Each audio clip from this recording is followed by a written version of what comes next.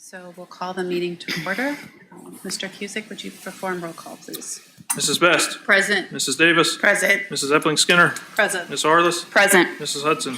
Present. Thank you. Welcome, everyone, to our June 24th Board of Education meeting. My name is Nikki Hudson. I have the privilege of being the board president this year. To my far left is Board Vice President Kelly Davis, Board Member Amber Epling Skinner, our Treasurer TJ Cusick. To my direct right, Superintendent Dr. Bowers, Board Member Stephanie Harless, and Board Member Jennifer Best. If you'll please join us for the Pledge of Allegiance. I pledge allegiance to the flag of the United States of America and to the republic for which it stands, one nation, under God, indivisible, with liberty and justice for all.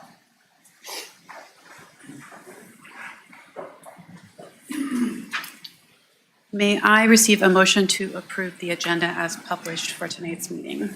So moved. Second. Thank you. Assuming there haven't been any changes, any questions or comments? Okay, would you please call for the vote? Mrs. Best. Abstain. Mrs. Davis. Yes. Mrs. Epling Skinner. Yes. Ms. Harless. Yes. Mrs. Hudson. Yes, motion carries. That brings us to our visitors' comment portion of the agenda. And as Vicki makes her way with sharing who has signed up, I will just remind everyone that the school board and administrative staff encourages and appreciates community interest in meetings of the Board of Education. This section of the agenda is designed to hear the views of community members about their schools and items on the agenda. Each speaker will be asked to address the board at the visitors' podium so that the speaker's remarks may be clearly heard. The speaker should give their name and street address and limit comments to a maximum of 5 minutes. Consistent with our policy 9130 on public complaints, we ask that complaints about particular employees be referred to Dr. Bowers and not addressed during public session. We remind all speakers that our district values and respects all people as they are, and that our district is committed to creating and maintaining safe spaces for all of our students and community members. We also want to remind our community that we value public input and always appreciate when our community members remember our district's values, refraining from using harmful or offensive language, and for sharing your comments in a civil and respectful manner. Please note that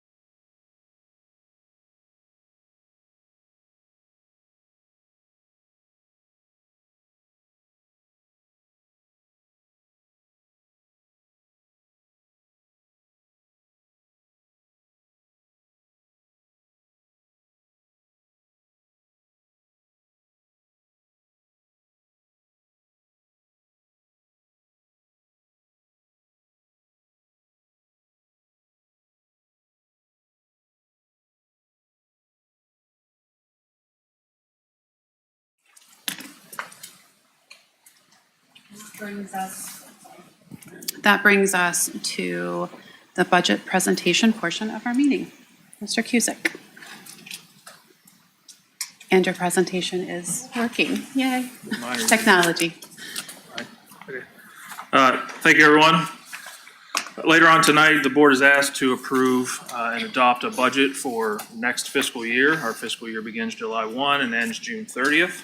And so tonight, before we do that, I'm going to briefly give an overview of our process, the various funds that the district has, and then happy to answer any questions by the board at the end. So much like the walk across the Roberto Clemente Bridge up to PNC Park to see the Pittsburgh Pirates, the budget process is a journey. It's a long process, requires teamwork. Sometimes you need to take a break, rest on somebody's shoulders, but eventually you get there. And that's where we're here tonight. But before we talk about the actual budget, I think it's worth mentioning the different types of accounting that we have. I think for non-accountants, once you learn accounting, I'm here to tell you there are different ways that we can account for things to make it even more confusing. But a cash basis is what most of us do on our daily lives. Money comes in, that's what we consider to be revenue. Money goes out, that's what we consider to be expenses. But that's a little bit different in what we call a budgetary basis of accounting. So a budgetary basis is still money in plus the money that we've accumulated. That's what we have available. But on the expense side, it includes money out plus encumbrances, or for in our world, those are open purchase orders. So you'll hear me talk about this later in the treasurer's report, but we finished the year under budget on a cash basis, but not so under budget on a budgetary basis because we have open purchase orders, right? So a budgetary basis includes those open purchase orders. So prime example is the improvements we're doing at the WEC. We're doing them this summer. We will pay for them next school year, but they are not in this budget. They were in last year's budget because we have to have the authority to enter into that contract before we start. So that's a budgetary basis of accounting. And then where it really gets interesting is on a full accrual basis of accounting. So that's what we produce our external financial reports. Those are not only revenues that we receive, not only monies in, but monies that were promised to us. So taxes are in arrears. We all know that in Ohio. So we have to accrue taxes that are due to us, but then we have to estimate expenses that we owe other people for work complete. So those are three. That's why sometimes you see documents from our office that don't exactly align. That's because they're on different bases of accounting. So tonight we're talking about budgetary basis. On the left-hand side, you see what, and it's hard to read, but that's what is on the agenda for the board to approve. Right, it lists expenses for the general fund by object, so salaries, benefits, services, and then for every one of our other funds, all 27 other funds, it just lists the total. Right, so the board simply adopts that, but what's behind that is really the budget book that we have in front of us tonight, the 117 pages that go into producing that budget. So I want to make it clear that even though it's one page that the board approves, it is a significant process. And what I'm going to do tonight is try to walk you through the book. So you'll see page references up there if you want to follow along. My goal, again, is just to provide sort of a brief overview here. So our process is cyclical. I'm going to start in January just because that's when the tax budget's due. So we've talked a little bit about this. We are required to adopt a tax budget to show the Budget Commission of Franklin County, in our case, the need to assess taxes next year. And then we have to get that to them by January. They then approve that and send that back to us, and we adopt every March rates and amounts. That's why we approve those rates in March after the County Budget Commission approves them. During that same time in January and February, we begin to think about what kind of capital projects, summer projects we want to do for the next year, right? And we start to plan those. We meet with our Human Resource Department and our superintendent. In February, we pull the latest payroll and we sit down and talk about staffing for the next year. We don't possibly know where all the movement is among staff, but we try to get a handle on what additional staff we may need the following year so that we can budget for any net increase or decrease, right? So we begin to talk about that in February and March. That moves us into later on in March. We decide what capital projects we're going to do. We'll eventually bid those out in May so that we, if they have to be bid out, we'll bid them out. So you often see in May approval of whatever project we may be doing. That happens in May. We also, at that same time, distribute our discretionary and building budgets to our various department heads and building principals. We sit down with them. I'll talk about that process a little bit later. But they give those back to us. We finalize them, and then that really leads us into the May 5-year forecast, right? That's when that sets the tone for what our budget's going to be, because in May, we budget 5 years, but that next year really becomes our budget. And then in June, what you'll have to do here tonight is adopt that budget. We complete those summer projects over the summer. And then as we get into August, we finalize staffing. We have a better handle on enrollment. And we'll know where folks moved around. And then later on, we move through the fall and we adopt the 5-year forecast by November. Things kind of calm down for our office for a month. And then in December, it's year end and we're right back to the process. So that's the budget process. The book outlines our policies behind that, our procedures, a little bit more in depth, but that's sort of the cyclical process. And so when we talk about the 5-year forecast focuses on the general fund, I think it's important to note that we not only, what you're approving tonight is not only the general fund, although it's the bulk of it, right? It's 184 million, 68%. But we also have 27 other funds, and they can be put into basically 6 buckets. So the second bucket would be bond retirement. That's what we use to pay down our debt that we've issued. We have 2 capital projects types funds. That's our building fund, which is our bond issues, which right now is our main high school construction projects. But we also have our permanent improvement levy that was passed in '22 that provides additional funding for capital projects. So those 2 funds make up about 6% of our budget. And then we have a host of what we call special revenue funds. And those are various, mainly federal and state grants, principals fund, athletic fund, things like that. Those fall into the category of special revenue fund. That's another 15 million. We have 4 internal service funds. So that's the biggest of which is our self-insurance fund, our medical insurance fund. That's about 20 of the 28 million. And then we have 1 trust fund. It's only a couple $100,000. It's a permanent endowment fund. We'll talk about that here in a little bit. But so you see in total, 270 million is what you're asked to approve tonight. Again, majority of it is general fund, but there is a significant amount that provides services to the district and other funds. So we talk about the May 5-year forecast. This is the May 5-year forecast. What I've highlighted there in the red box is next year. Right, so in May, fiscal 25 was the next year, and you'll see that this becomes our budget, all right? And it's almost to the penny, although we do have some minor changes between May and what you're adopting here tonight. 800,000 was carryover. That's unspent building money that we allow our buildings to carry over to the next year. So you heard me say we're under budget this year. Most departments we don't allow to carry over, but we do allow our buildings to carry over their budget. So that gets added to next year because we don't want them just to spend that money and throw it in a closet.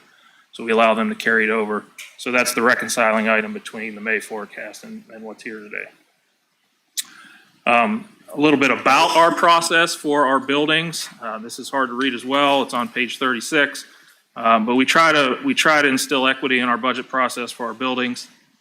So what we do is we start out with a projected enrollment, and we give a flat dollar amount per student. That is $90 at the elementary level, $88 at the middle school, and $98 at the high school. And so that comes up with a dollar amount. And then we have what we call weights. So every student who is special education, English learner, or economically disadvantaged, we provide a weighted dollar amount. So that ranges from $38 to $48. If the student qualifies for each of those categories, they get 3 times that fund, right? So that comes up with the weighted allocation that we give to them. That tries to bring up equity. Again, we allow them to carry over. That's the 800,000 that they're going to carry over. And then in the past, we also add to their budget fees that we charge parents for consumables. As you'll discuss later this evening, next year we are eliminating those fees, but we will still provide them with that budget amount. So that's how we come up with their total building allocation, and that's kind of our process. So we give that to principals. They then submit detailed line items as to how they want to allocate that back to us. Sort of the same process for departments, although it's not student-based. We go from what they got last year, so we have known changes. So each one of those, in the changes column, each one of those letters represents a specific item. So when we provide departments with one-time money, we make a note that that's one-time money. We take it away the next year. But so we come up with a number that we believe they should have next year. We then meet with them. They can submit any changes they may need, any increases they may need. We discuss that with the superintendent, culminate it, and that's how we walk up to what our departments get. So each one of those departments has a corresponding detailed page in the budget book. So that's the general fund. I'm not going to spend a ton of time on that because, again, we talked about that during the 5-year forecast. But we do have, like I said, 2 capital projects funds. Those are on 74 to 79. You can see, so what's budgeted this year in the building fund. So this is one-time money. This is our bond issue proceeds. So this represents the $234 million 2022 bond issue. So basically, 212 of that has been spent or encumbered. Again, a budgetary basis. We know the work's not complete, but we've entered into contracts. So from a budgetary basis, that's already been appropriated and encumbered. What remains out of the $217 million construction fund is $6 million, a little over $6 million, which represents soft costs and contingency. So we've budgeted all of that in case we need it. But then we also have the $17 million to come up to the $234 million total bond issue. That's for other projects. The $1.5 million that was spent this year was the McCord track, Sutter Park HVAC improvements. What we have budgeted next year is $1.1 million. That's for Kilbourne turf, stadium turf replacement, and Linworth HVAC projects. So that's how we come up with the $7.1 million. And then we do have a little bit of proceeds left from the 89 bond issue. That's basically loose furnishing and equipment money. So we add that. That's how we get to the 8.1 million. Then on the other source of income for capital projects is our permanent improvement levy. That's an annual basis of revenue. Basically, that brings in about $4.7 million. That allows us to fund buses, loose equipment, technology, and a small amount of maintenance projects. So those are our 2 capital projects funds. Then to pay back those bond proceeds is our bond retirement fund. Most of our debt, almost all of our debt, is what they call general obligation debt. That basically means that the county auditor will set the tax rate equal to whatever it needs to be to cover the principal and interest payment. That's why we call that a fixed sum levy, because they will set that rate no matter what. That's going to be, I think, at 5.6 mils next year, which is what it was last year. If you look at the next page, you can't read this, but it's our debt schedule. You can see we have a debt schedule going out. We have 8 issuances outstanding right now, the largest of which is our 19 and 23 issues, which represent our middle school and high school projects. Those will be paid off over a period of time.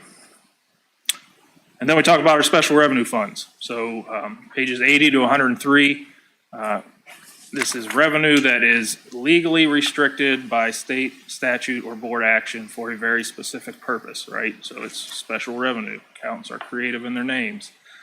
So we have 22 of these that total $15 million. Again, the largest of that is our food service fund, and then our 2 largest federal funds are our IDA and Title I. We did have a spike. We got $13 million over the last 3 years from COVID relief dollars, so that kind of added to our special revenue funds. Those are expiring. We'll have spent all of that money by September of this year. So when we talk about perspective, there's 76 FTE that are funded by these special revenue funds. So although we don't talk about them a lot, they do provide a significant amount of support in addition to the general fund. So they are important, even though we don't talk about them. I did want to mention our food service fund. So Dr. Bauer sent out some information about how great a job our food service fund has done throughout this pandemic. I wanted to provide, and I know we don't bring all this data into the the budget book, but I went back to 16, 17 because that was pre-pandemic, right? So pre-pandemic, you can see that the food service fund has always operated on very thin margins, right? It's hard. We haven't had an increase in meal prices for over 10 years, but staffing, labor cost, supply cost has gone up. So our food service manager and team have done a tremendous job mitigating and keeping prices low. You can see the pandemic assistance the last couple of years raised that balance up to a little over 4 million. But next year, when we return to normal years, we're looking at a 1.1 million deficit. Now, don't be alarmed, 600,000 of that, over half of that is related to capital outlay. We intend to use some of that proceeds to enhance our kitchen operations during construction. So that's a one-time thing. But we do expect an operating deficit of maybe $500,000. We can certainly absorb that. That's why we haven't recommended an increase in lunch prices. But the message is that probably next year we're going to have to look at options there, whether that's through an increase in pricing or other means.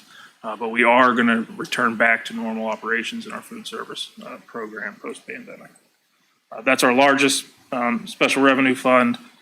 Like I said, IDEA provides 21 FTE, additional support to our students with special needs. That's a little over $3 million. Title I, some good news there. We got about 150,000 more next year than we anticipated and we previously got, I think because of increased free and reduced numbers. So I'm meeting with Rob tomorrow on what we can do with that, whether that's an additional FTE or not, I don't know. But that's targeted assistance at the buildings listed that are Title I eligible, right? So Brookside, Colonial, Granby, Liberty, Slate, Estates, Park, and Perry Middle School. We have some other smaller federal grants. Title III provides for 2 bilingual assistants for our English learners. Title IV focuses on a well-rounded education. We got a Stronger Connections grant last year that was able to fund our additional BCBA, our behavior consultant. So that was good. We have to keep in mind that all of these federal grant funds have a rule called supplement, not supplant. So they're programs that are provide targeted additional assistance to that population. You can't just move staff over that you previously funded from the general fund. You can't supplant. So this is a specific program that provides additional support. And so we meet with our administrators to go over budgets for those, but they're pretty restricted. And then just to mention a couple other special revenue funds, each building has what we call a principals fund. Those are when buildings get donations, PTAs predominantly, or the WEF. We put those in the principals funds to be spent at that building. And then all of our various student activity clubs can have their own special revenue fund. The largest of which, of course, is our athletic fund, where 70% of participation fees go into that account along with gate revenue to make up their discretionary budgets. We have, like I said, a couple of internal service funds. So we have a copy center fund. Rather than send all of our copying out of the district, we have an in-house copy center on the first floor of this building. We charge buildings, the general fund, a fee for copies, and then that allows us to pay those staff and replace our copiers. So we keep that money in-house rather than going external. And then we also operate our fee-based all-day kindergarten program. And then we have our medical and workers' comp self-insurance fund. So we have a reserve in that fund. We pay a third-party administrator, Anthem in this case, to manage the claims, but then we're responsible to pay those claims. And so we charge each of the funds where the employee is paid out of the premium that gets deposited into this fund, and then we pay the claims. Hopefully, the revenue exceeds the expense is the goal. And then, like I said, lastly, we have the one scholarship fund. We really try to avoid these. So this is when somebody approaches the district and says, hey, I'd like to make a donation, and the principal has to remain intact. And you can award interest. And the reason I say we try to avoid them is because we're pretty restricted in what we can invest in. And so we have several that are still on our books that are generating, $150 in interest, $75. So it doesn't make, these were happened in the 80s and 90s. and they just don't generate a lot of income right now. So we try to defer them to places like the Columbus Foundation where they can better pool them and invest them and have some better proceeds. But we still have to legally maintain the ones that we have. And so with that, I'm open to any questions. Fun game of Stump the Treasurer if you want. I don't know if that's possible. Would anyone like to start? Open it up. I can start. Thanks, Jennifer. I had some questions written down as I looked over this, and you've kind of answered everything as we went along. I appreciate you answering about that $800,000 difference in the supplies from the forecast to the budget, because I expected it to be exactly the same, and I kind of forget that we allow the buildings to carry over their funds, so that was really helpful.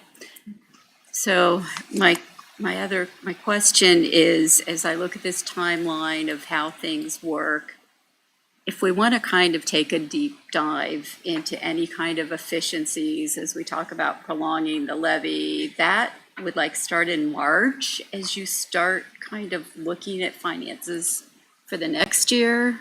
Yeah, I think so. I mean, I think ultimately it starts with when we talk about the forecast, right? So as we look at our budget with 80% salaries and benefits, we kind of set a benchmark in the forecast of where we need to be to achieve that goal.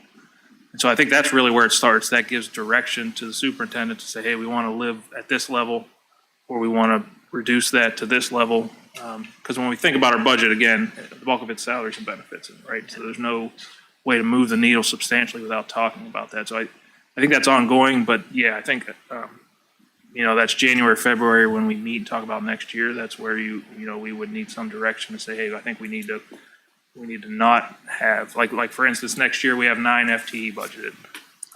In our meeting this spring, we were only sitting at a little over 6. I always keep a couple extra in there in the budget in case we have to meet ratios. Maybe we don't need them, we'll see. But I think that's where you would ask those questions and be in the spring. We also, again, a lot of people talk about zero-based budget. We don't necessarily do that. I don't think that's a bad idea every so often.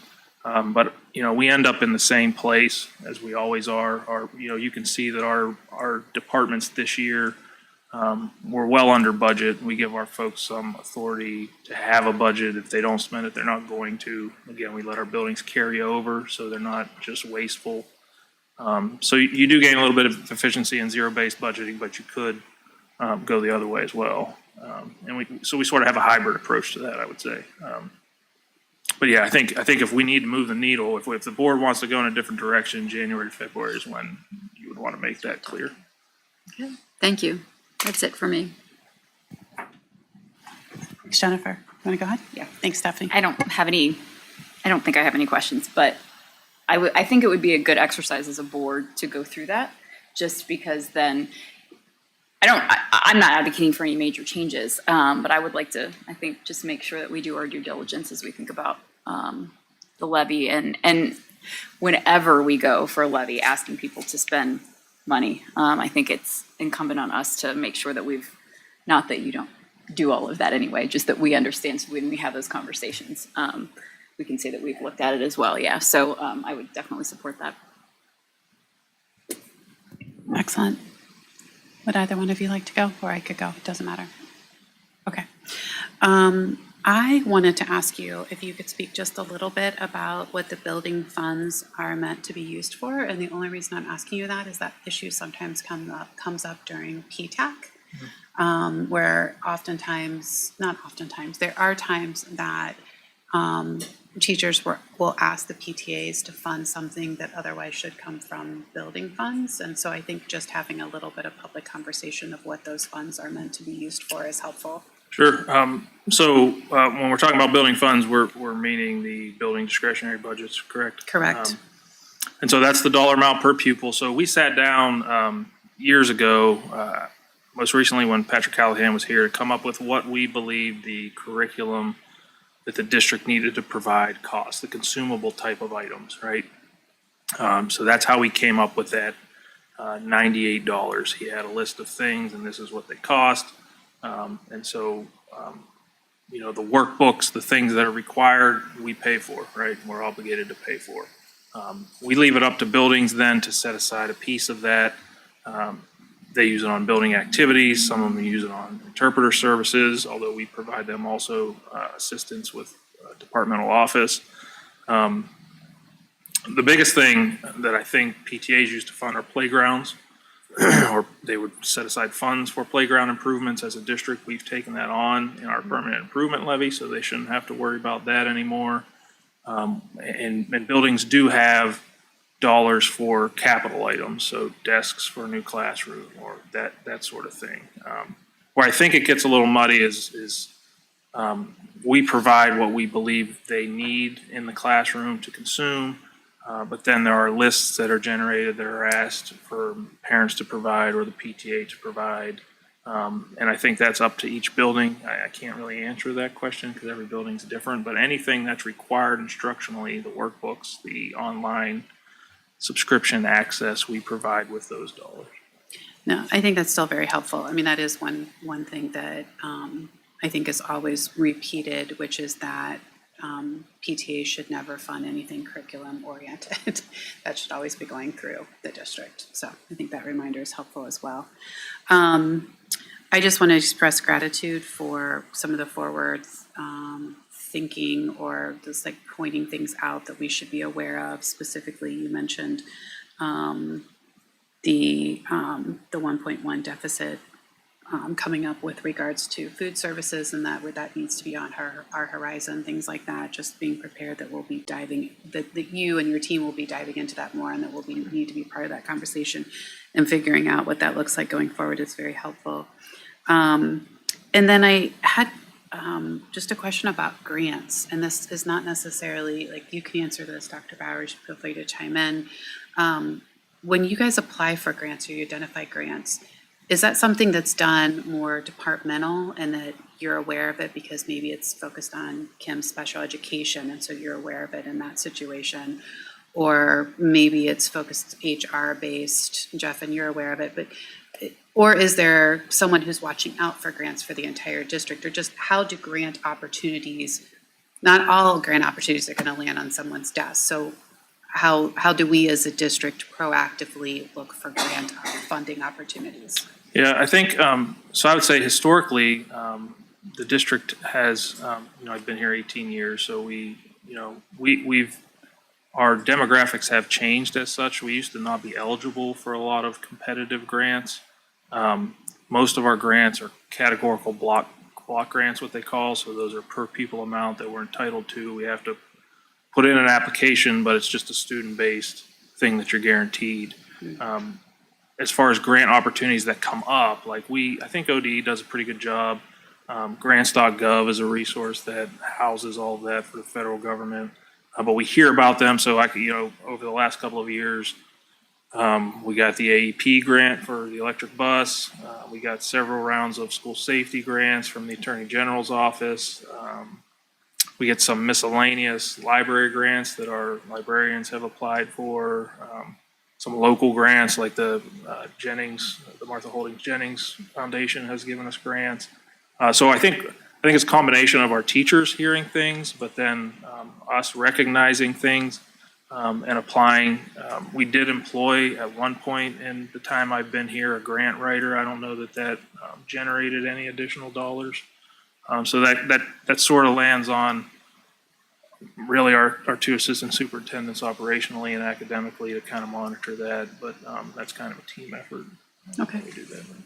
Anything you'd like to add, Dr. Bowers? Well, I just wanted to add, conceptually, we've been really conservative with any grants that fund people. Because what we've realized over time is as when we add a resource and the money goes away, we have to be willing to absorb that into our general fund. So we have always been conservative when it comes to looking at a grant that, isn't for a one-time cost. So. Okay, that makes sense. Thank you, both of you. Very helpful. Thanks for the presentation, TJ. I will just applaud you two for, you said, coming in under budget, right? Like, that's bravo. That's an incredible show of your expertise here and your ability to forecast and keep us on task. And so thank you for that. And for the presentation, the book is very helpful, very visual. And I think just a couple of questions that I had, COVID dollars, do we have some of those that are still ready to expire? So they expire September 30th. We have about 300, I want to say $300,000 to $400,000 that will pay our summer school cost this summer. Yeah, 293,000. And again, that is basically our summer school salary that we paid out in July and August. Okay. And so we've allocated all of those funds then? We've used the majority of that has been used over the last 3 years. We hired some additional staff. We've accounted for those in the general fund. But really our Chromebooks, we went to 1-to-1 when it hit, and that really launched us. We spent a significant amount of that $13 million on Chromebook replacement the last couple of years, which has generated savings to the general fund. And allowed us to go to 1-to-1. But yes, we will have spent all of those dollars by September. Okay, that was what I was wanting to hear, that we weren't. We will not missing return any. any. No. Okay. Amber, can I just add there, because TJ did a really good job. So if you read education, anything right now about the fiscal cliff that districts are under, and that's because many districts really did spend their COVID dollars on additional staff, and then when those dollars run out, it has to be able to be allocated in your general fund. TJ, the Board of Education that was here at the time, really said we want to enhance what we're doing with those dollars. We want to help our students as much as possible, but we don't want to put ourselves in a position where there is any sort of fiscal cliff. And so one of the things that I think we should all be proud of as we read about that, that's not a Worthington issue because we planned ahead. We use those dollars to enhance other things, but we aren't sitting in a place where the loss of those dollars means we can't afford to continue doing something that we've been doing. So. If you could too, you mentioned this, I think it was at the end of your presentation. I think it was one of the last slides about how we are restricted to the things that we can and can't invest in. Could you talk to that just a little bit more? So under Ohio Revised Code, we're allowed to invest in basically government agencies, AAA rated investments. So those are basically your treasuries, your government agencies like your Fannie Mae, Freddie Mac, highly liquid, solid rated investments. We're also allowed to invest in CDs, but all of our funds that are bank deposited have to be what they call collateralized. So that means the bank has to put up matching collateral in case something happens to that bank. They have the liquidity to give us back our money. So public funds in Ohio are very protected, very sound, but we can't go out and invest in real estate. We can't go out and invest in private companies, stocks, things like that. We're pretty restricted when it comes to that. So you've seen me up here the last couple of years. I mean, our overnight interest rate is now 5.5%, a little over 5.5%. We're earning a good amount of money. You know, I lived through a time when that was like 0.02%, which I honestly is better from a budgetary perspective. But you know, we are guided by Ohio Revised Code, and our core. You know, my contract doesn't, I'm not paid any more for investing and getting better returns, and there's a reason for that. Our prime goal in our investment program is liquidity and safety, right? We have to have the money to meet our bills and not lose money. Right. So we're invested in, you can see in the back of our monthly financial report, you know, 50 or 60 securities. Those are all government type agencies. Okay, all right. I just wasn't sure what you meant. Commercial paper is about the riskiest thing we invest in. That's short term. Private companies issue short term, basically short term debt.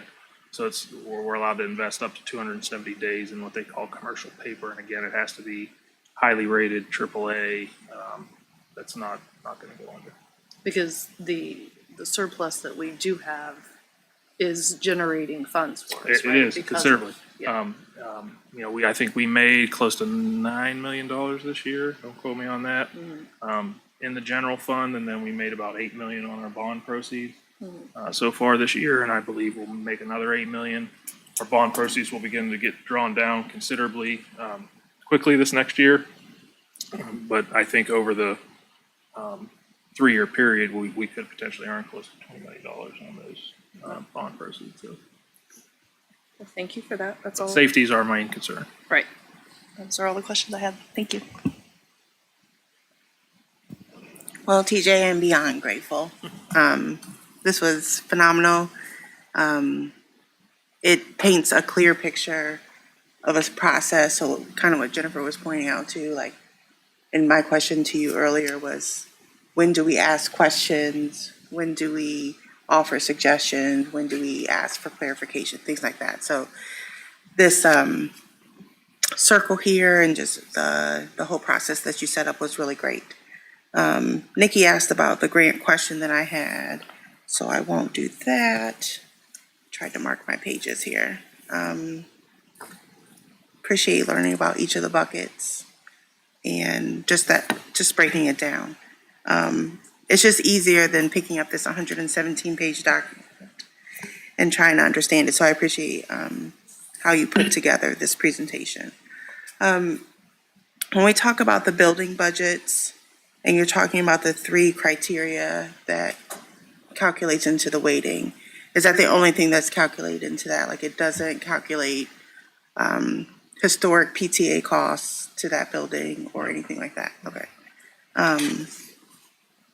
And then I think my last question, because most people asked it, for the general fund departments, so we have a BOE department. Can you just discuss that a little bit?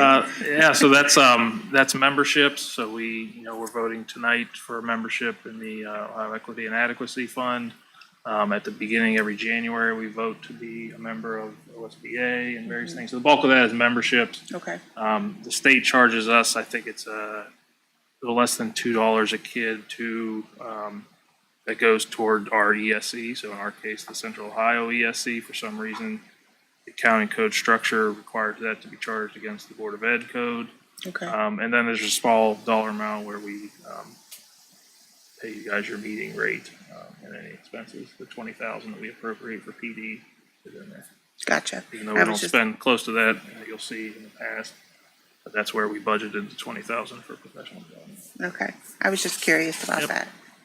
I think that's it. That's all my tabs here. Just thank you. Thank you for, I think this is good to have this ongoing conversation and just kind of making it relatable to what we see pop up on our agendas and the timing of that. And so we can expect to see, in April, we can expect to see these things. We know we're going to get the update to the 5-year forecast in May. So it's just helpful to see where you are in your process and what we should expect to see as our agendas come up. So if we have questions, we can ask. And well, I should have mentioned this, one of the reasons why you see transfers on every agenda from, like, let's say, services to supplies, and why you see the appropriations resolution for the general fund categorical is because that's our legal level of control. That was board adopted years and years ago.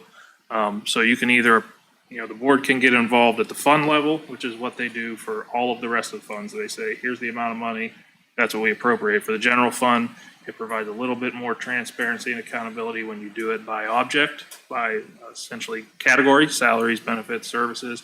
But that's why we have to come back to the board every time somebody submits a request, because that's the legal level authority. So on trivia night, you now know why you do that.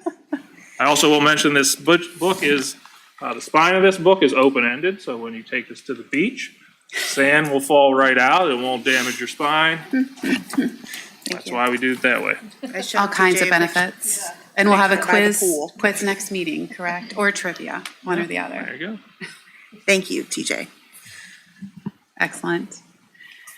Thank you, everyone. Thank you, TJ and Dr. Bowers. That brings us to the superintendent's report.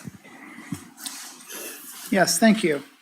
So our mission in Worthington Schools is to empower a community of learners who will change the world. We try to do that through 4 vision statements, and so this report's kind of broken up by those vision statements. So our first statement is, we will engage each student with diverse opportunities to maximize every student's potential. So it's summer, it's the end of June, and so we're wrapping up international trips and summer school learning. So I just want to say publicly that I appreciate Kelly Wegley and Suzanne Palmer's work on our summer learning. I appreciate Emily Greenwald's work on summer trips. And I very much appreciate the several hundred Worthington staff members who have given their time this June to make it a meaningful learning experience for our students. So we've had a really good June, and we'll continue that this week, but complete summer learning this week.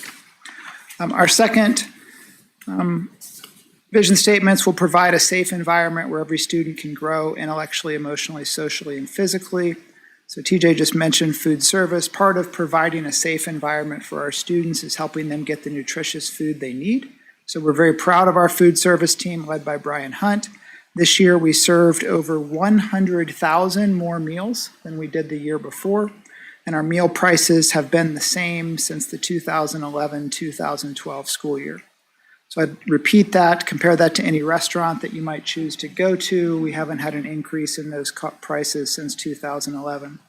And our food service balance ends higher this year than we began the school year, so we appreciate the management of our food service team and the service they're providing to our community.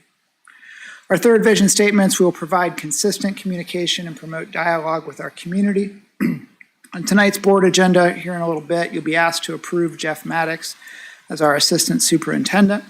Jeff has a long and distinguished history in Worthington, having been a student K-12 in the district, dean at Thomas Worthington High School, principal at Perry, partnering with teachers to be the creator of both Phoenix Middle School and Worthington Academy, and he's hired over 400 of our current teachers as the Director of Human Resources.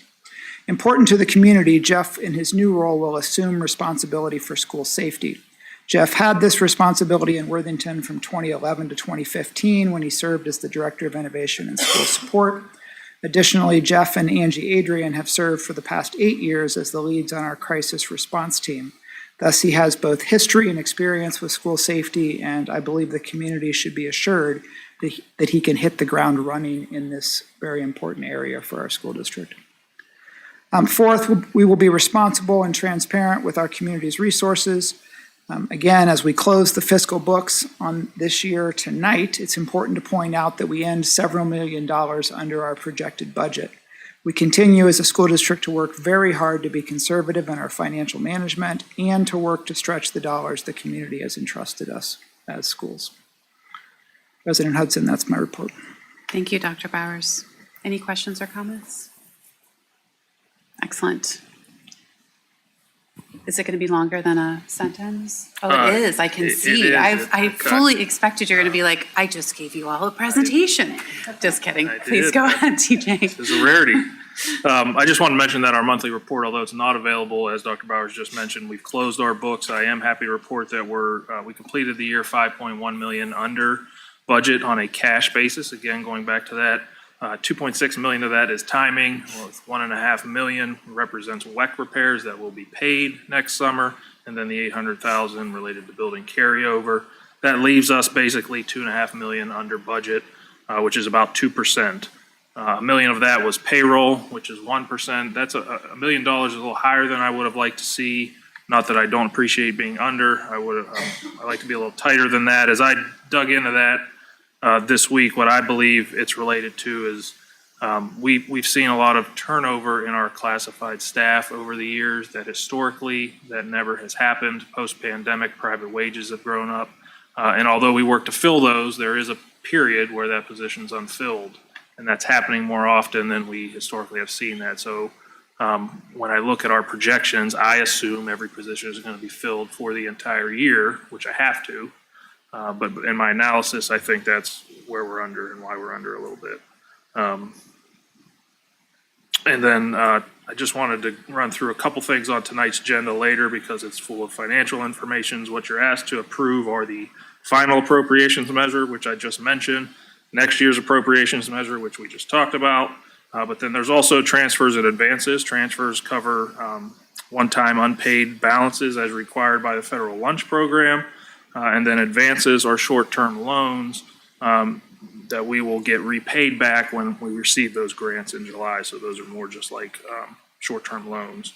And then lastly, the last item there for financially is to approve school fees, which we do each June, and it's recommended that that the board approve the same fee schedule as last year with a notable change of eliminating the consumable classroom fee, which the board discussed at its May meeting. And that adjustment is part of this budget book. And then lastly, I'd like to wish a happy birthday to our current rocking chair holding administrator, Tim Gehring, who is not here today. I believe he's spending his birthday at a swim ink board meeting. So happy birthday, Live and Tim. large. That is all. Excellent. Thank you, TJ. That brings us to board committee reports and announcements. Kelly, do you want to start us off this time? Okay. Amber? No, I know it's quiet summer. Stephanie, anything on your end? Okay.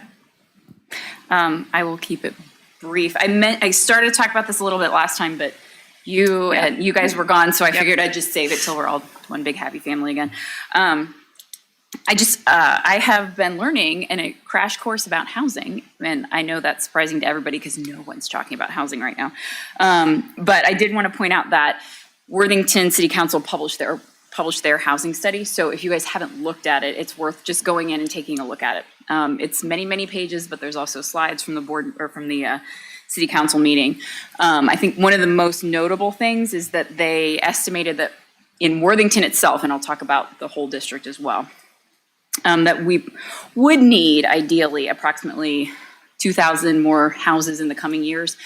We may or may not have the space for that, but it's, I think, more important to think about just the overall need, and they will be looking at how to incrementally move in that direction, right?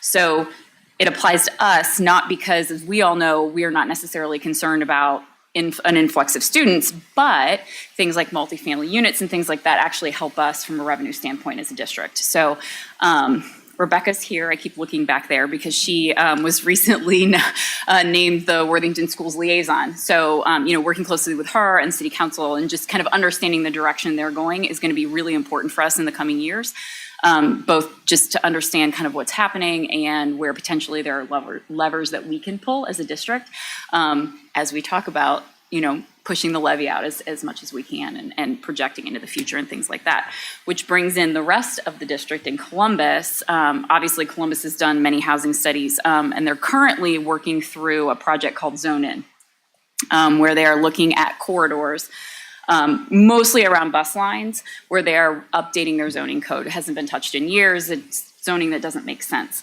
This phase is not going to impact our district with a few little caveats, but phase 2 might. And I also bring it up because they also have an estimate of additional housing that the Columbus area will need that will impact our district as well. And so staying in close contact and staying up to date with what they're doing is going to be incredibly important. There's a much larger revenue opportunity for the district in that area over Worthington, not that Worthington's not important as well. So, it's not going to be next year necessarily, but it's something that I think if we are at the table, have a seat at the table, and are aware of what's going on, is going to be incredibly beneficial versus trying to play catch up and kind of understanding what's happening after it's happened. So I also want to note that as we think about how the district electeds outside of the school board, so city councils and other electeds are thinking about housing, I think we need to advocate for things that will enable families that either choose or cannot afford to buy homes in our district access to our district. Our district is amazing. We do wonderful things. We want to make that available to as many people as possible within reason. And so thinking about what that looks like from an equity standpoint, it's important to me. I know it's important to all of us, but I think it's incredibly important. So that's all I got. Stephanie, thank you, that's very helpful, and I'll take a look at the report. I did see that it was out, but I haven't read it yet. When you talk about the importance of us as a district having a seat at that table, meaning that table where conversations about housing and what's being done related to housing, both City of Columbus and City of Worthington is happening, are there specific opportunities that you have identified that you feel like we need to be tapped into at this point, or just keeping it on the radar so that when it does come up, we're all like, oh yes, we need to be involved in that communication. Yeah, I think right now being informed, having Rebecca, a city council school board liaison relationship is something that's happening in school boards and city councils across the central Ohio area and other areas as well. So I think groups are kind of recognizing that there's a lot of I have all this like corporate mumbo jumbo that's about to come out of my mouth. I'm going to try to stop it. A lot of efficiencies and, all of the things. But there's a lot of overlap in the Venn diagram of responsibility that I think we've kind of been operating in silos to a certain extent. Not that there haven't been organic conversations happening. So I think those relationships are incredibly important to foster. Obviously, Chris Weish in Columbus has a vested interest in our schools and our district, and he, the zone in presentation he gave, but all the city council members are giving them as well. And so just kind of understanding what's happening there, and then understanding what's happening within our district so that we can make sure that we're in those conversations. Nothing is, we can't impact their zoning discussion right now, but understanding kind of where those developments might happen. Do you think Yep. it would be beneficial to ask Chris to present that to us, not just to, it sounds like he presented it to Worthington City Council. No, it was a Columbus Okay, presentation okay. that I attended. So I think I can share with you the information that I have, or that I can send it out to everybody. Like I said, that specifically right now isn't impacting much of our district, but phase 2 might. But there have been conversations around up at Crosswoods apartments that are going in there, right? And I know Dr. Bowers was concerned about tax abatements, which we are all concerned about. And so I would prefer to foster these relationships where we're hearing about that before it hits the dispatch. Sure, absolutely. So that's kind of that's where my head is right now. Okay, if you don't mind, that's great. I think that's incredibly valuable, and if you don't mind sharing that with all of us, but also Dr. Bowers and Mr. Cusick, that would be helpful as Yep. well, so that we're all on the same page. Thank you very much. So just to add, so I sent you all in an email the zone and information. So you can look at that link and go on their website, like they're done receiving feedback on this phase. And just as a resident of the city of Columbus, like kind of interested in what's happening, right? So I sent that all to you in an email. I can send it again if you want a link to that information. I'm sure I can find it. Yeah, I Thank apologize, you. Kelly. I Appreciate it. remember seeing that. Okay, excellent. Thanks again. Jennifer, anything on your end? I don't have any. Okay, excellent. Nothing on mine as well. Although I will say from a committee and liaison position standpoint, there wasn't any desire for changes, and there was a request for consistency, especially given the two of you newer to your position. So we'll maintain status quo with everything that we've had thus far. And I would just say, if you sit with that and you have any concerns or issues with that, just follow up at our next meeting and we can talk through it. That brings us to approval of minutes. May I have a motion to approve the minutes as is recommended by the treasurer, as presented in enclosure E1. So moved. Second. Assuming no questions or comments, would you please call for the vote, TJ? Mrs. Davis, Yes. Mrs. Epling Skinner, Yes. Ms. Harless, Yes. Mrs. Hudson, Yes. Mrs. Best. This is where I should abstain, not at our very first You're vote. fine. I figured that was what you were doing. It's all good. I was like, she doesn't approve of our agenda for today. Oh, I You're just good. had my little notes in the wrong place. You're good. So now you're abstaining, correct? Now I am. Okay, motion carries. Mr. Cusick, that brings us to actions recommended by the treasurer, new business. Thank you. Item F1, I'd like to recommend that the board approve the year-end transfer and advances as presented in your agenda. So moved. Second. Any questions or comments regarding the transfers and advances? Seeing none, would you please call for the vote? Mrs. Epling Skinner, Yes. Ms. Harless, Yes. Mrs. Hudson, Yes, Mrs. Best. Yes. Mrs. Davis. Yes. motion carries.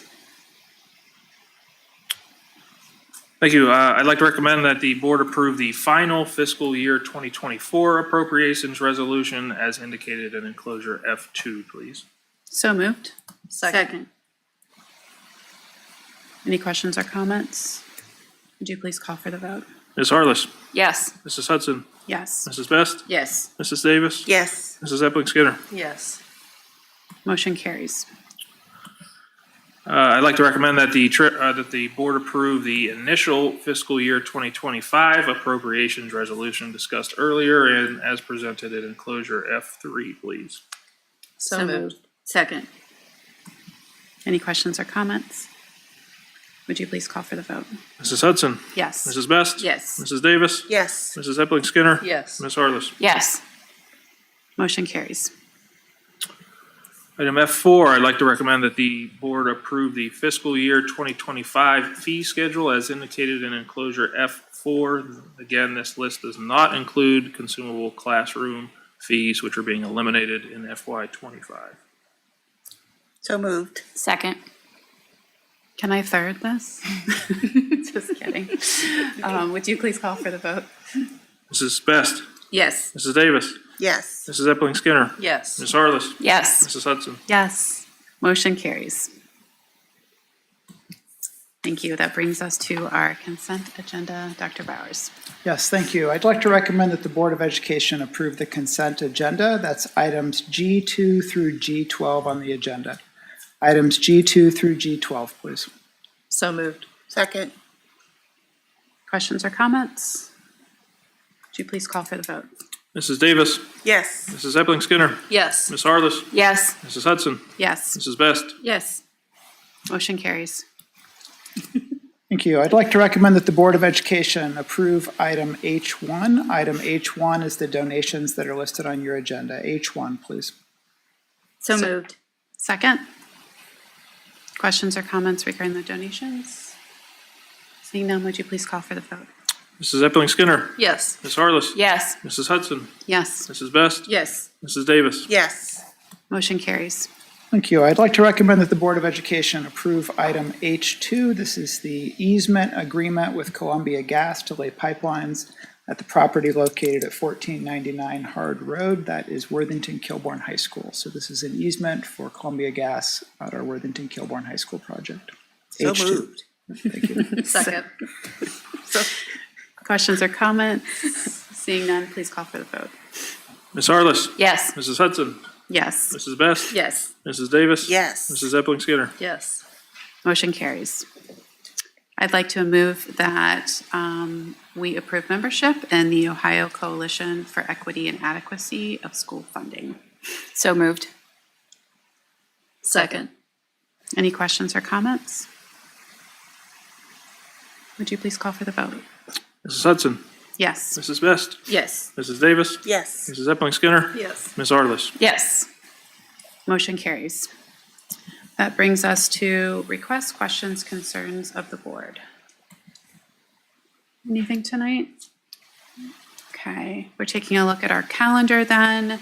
A reminder that the next meeting, or at least potential meeting, likely meeting, will be Wednesday morning, 7:30 a.m. on July 10th. And this is something that we have in order to approve contracts that are needed to be approved by that date. Then our next regularly scheduled meeting is on July 22nd, and the following one is on August 5th. Any questions or comments or input or requests related to the upcoming meetings? Just to note, the August 5th is the first Monday in August. The second Monday is the day before convocation. So we Thank you. agreed at the earlier this year to Thank goodness. not do that. Especially since we have a gap. There was a gap. So that is the first Monday of August. We can all pat ourselves on the back for that. Thank you for pointing that out. I will then move for us to enter into executive session for the purpose of discussing the appointment, employment, dismissal, discipline, promotion, demotion, or compensation of employees, or an official, or the investigation of charges or complaints against an employee or official. May I have- Second. Thank you. Would you please call for the vote? Mrs. Best. Yes. Mrs. Davis. Yes. Mrs. Epling Skinner. Yes. Ms. Harless. Yes. Mrs. Hudson. Yes, motion carries. We will adjourn after our executive session, but there will be no further discussion within the public. And congratulations, Mr. Maddox. Thank you.